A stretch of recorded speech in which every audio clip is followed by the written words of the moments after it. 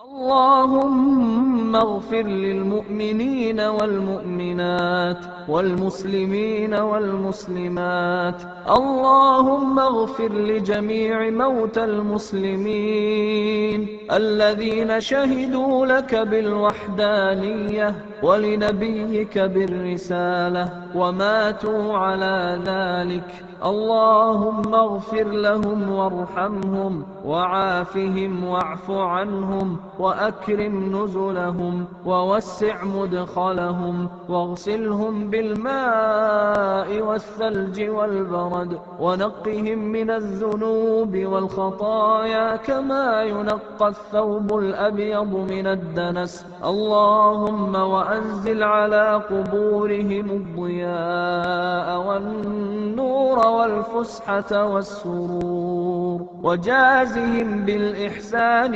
إحسانا وبالسيئات عفوا وغفرانا حتى يكونوا في بطون الألحاد مطمئنين وعند قيام الأشهاد من الآمنين وبجودك ورضوانك واثقين وإلى أعلى علو درجاتك سابقين برحمتك يا أرحم الراحمين. اللهم انقلهم جميعا من ضيق اللحود ومراتع الدود إلى جناتك جنات الخلود في سدر مخضود وطلح منضود وظل ممدود. اللهم ارحمنا إذا صرنا إلى ما صاروا إليه